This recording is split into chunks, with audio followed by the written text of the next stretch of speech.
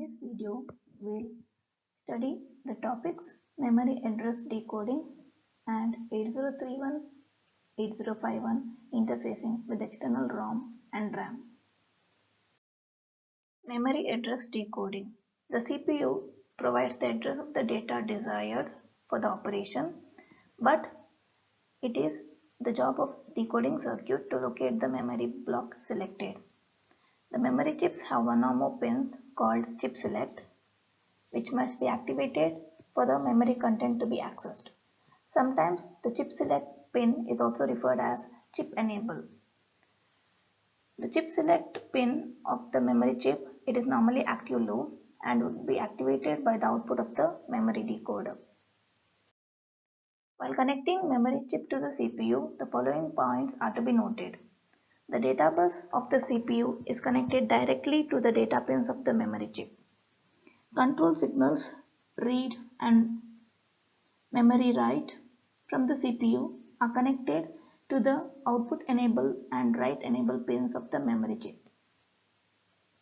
In case of the address bus, while the lower bits of the address from the CPU go directly to the memory chip address pins, the upper ones are used to activate the chip select pin of the memory chip.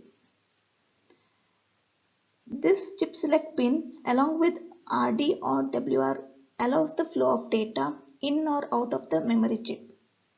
No data can be written into or read from the memory chip unless chip select is activated. Normally the memories they are divided into blocks and the output of the decoder selects a given memory block. There are three ways to generate a memory block selector. First one, using simple logic gates. Second, using 74LS138 decoder using programmable logic circuit. First one, simple logic gate address decoder. The simplest method to construct the decoding circuit is the use of NAND gates. The output of NAND gate is active low and the chip select pin is also active low. Hence, NAND gate is a perfect match for constructing the decoding circuit. In case where the chip select pin is active high, then AND gate can be used. Using combination of NAND gate and inverters, we can decode any address range. Example is shown in the figure. As shown in the figure, the higher address bits of microcontroller A15 to A12 is used to activate the chip select pin. The value set for this pins is 0011 based on the connection done to the NAND gate, so that the output of NAND gate is active low. This will result in the assignment of addresses 3000H to 3FFFH to the memory chip. The other address pins of the microcontroller A0 to A11 is connected to the address pins A0 to A11 of the memory chip, and the data pins D0 to D7 of the microcontroller is connected to the data pins of the memory chip D0 to D7. Next method is using 74LS138 IC, that is 3:8 decoder IC. This is the most widely used address decoders. It has 3 inputs ABC and generates 8 outputs. These outputs are active low outputs Y0 to Y7. Each Y output is connected to the chip select of memory chip, allowing the control of 8 memory blocks by a single 74LS138. Apart from the 3 inputs ABC, it has 3 additional inputs G2A, G2B and G1. The inputs G2A and G2B are active low and G1 is active high input. If one of the inputs G1, G2A or G2B is not connected to the address signal, then they should be connected either to VCC or ground depending upon their activation level. The example below shows the design and address range calculation for the 74LS138 decoder. The 3 inputs ABC are connected to the 3 address pins A12, A13, A14 and the G2A pin is connected to A15 pin, whereas the G2B active low pin is connected to ground and G1 active high pin is connected to VCC. The 8 output lines Y0 to Y7 will be connected to chip select pin of the memory chip, and the other address lines A0 to A11 are connected to the address pins of memory chip A0 to A11. Same way, the data pins D0 to D7 are connected to the data pins of memory chip D0 to D7. So in the function table, we can see the different input combinations of ABC results in one of the output line activated. So this will be possible only when the G1 pin will be active high, that is at 1 logic 1 value, and G2 pin at logic 0 value. So at this combination of G2 and G1, the value at ABC pin will activate one of the output. So in the example, when G1 is at high logic high value and G2 is at logic low value, and the combination CBA is at 0, that is LLL, then the output Y0 will be activated. And if the combination of CBA is LHH, that is 0, 1, 1, then the output Y3 will be activated. In this way, one of the address will be decoded. Next is using programmable logic. Widely used decoders other than 74LS138 are the programmable logic chips. Example is PAL, that is programmable array logic, and GAL, generic array logic chips. The disadvantage of these chips is that they require software and a burner, but the advantage is they are more versatile compared to LS138. That is, they can be programmed for any combination of address range.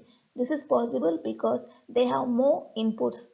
That is, 10 or more inputs are available in PAL and GAL in comparison with 6 inputs in 74LS138, by which we can accommodate more address inputs. 8031, 8051 interfacing with external ROM and RAM. The 8031 chip, it is ROM-less version of 8051. It is a part of 8051 family as far as the execution of instructions and features are concerned, but it doesn't have on-chip ROM.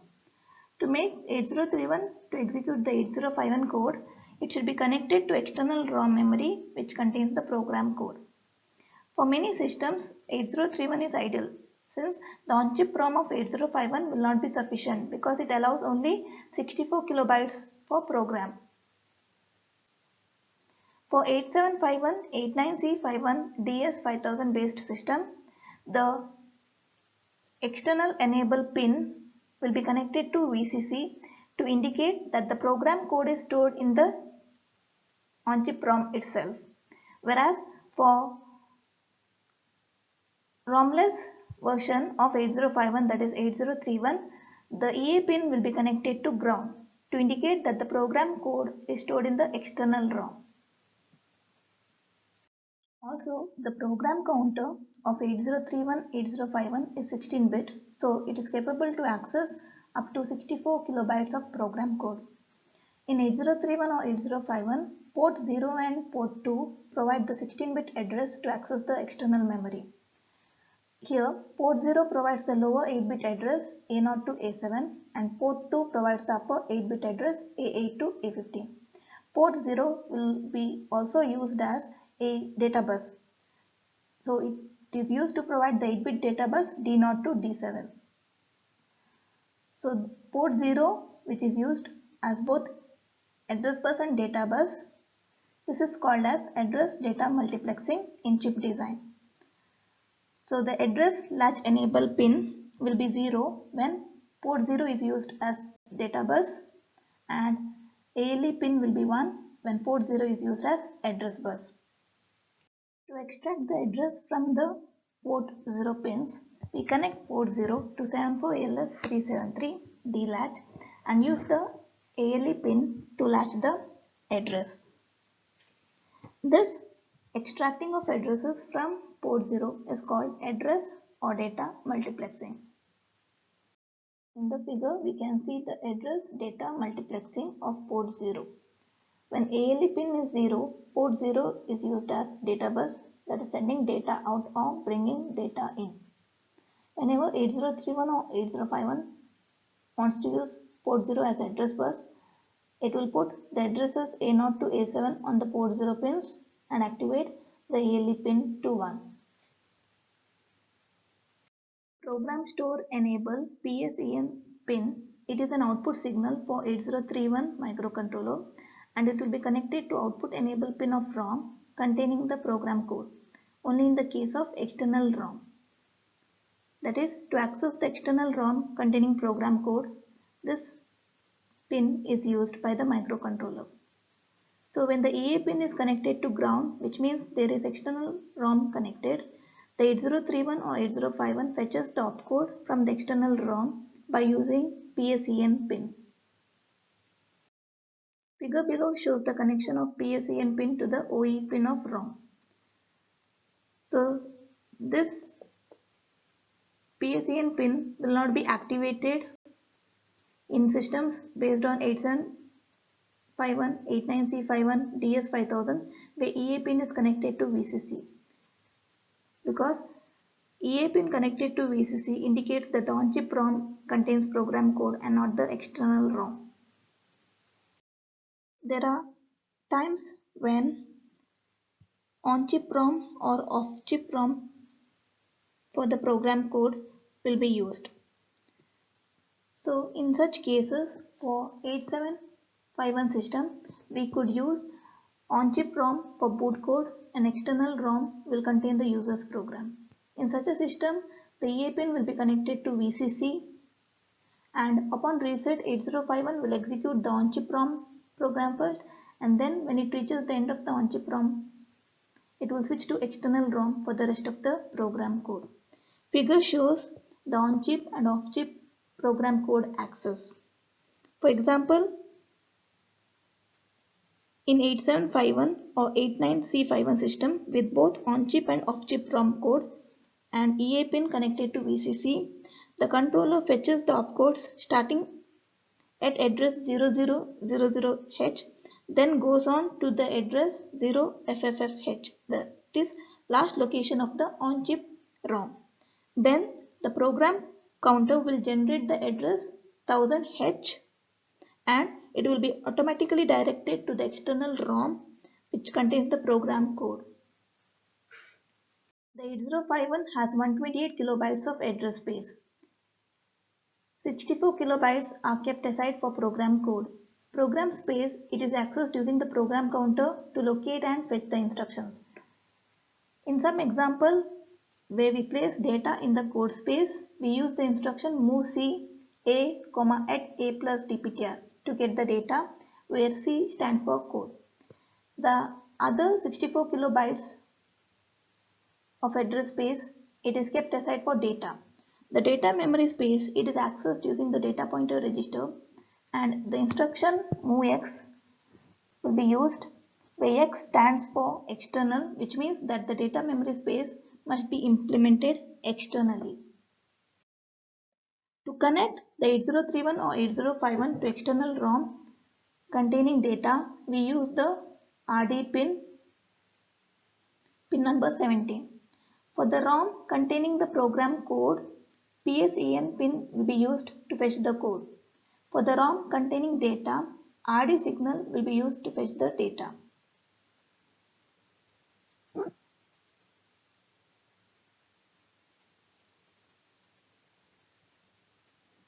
Figure shows the connection of 8051 to external data ROM. MOVX instruction. MOVX is a widely used instruction which allows access to external data memory space.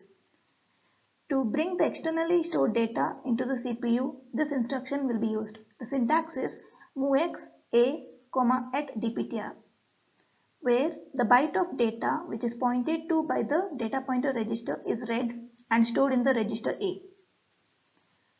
Although both MOVC A, at A plus dptr and MOVX A, at dptr looks very similar, but MOVC instruction is used to get the data in the code space and MOVX is used to get the data in the data space of the microcontroller.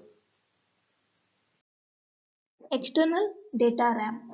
To connect the 8051 to external SRAM, we use both RD and WR pins of the microcontroller. So this is shown in the figure.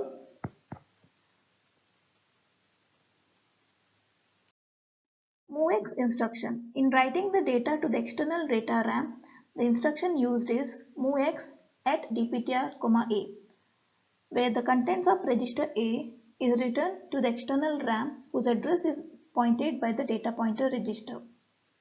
A single external ROM for code and data.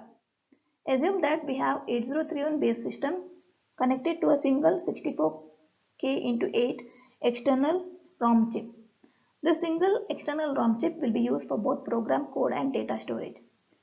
For example, the space 0000 to 7FFFH is allocated to program code and the address space 8000H to FFFFH is set aside for data.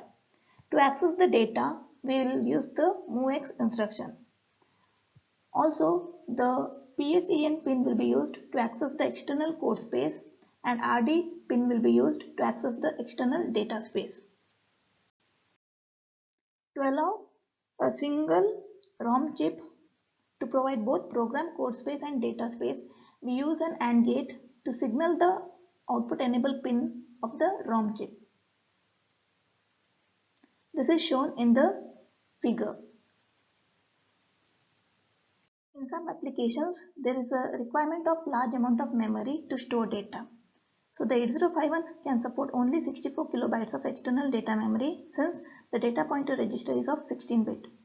To solve this problem, we can connect address pins A0 to A15 of the 8051 directly to the external memories A0 to A15 pins and use some of the port 1 pins to access the 64 kilobytes blocks inside the single 256 kilo into 8 memory chip. Thank you.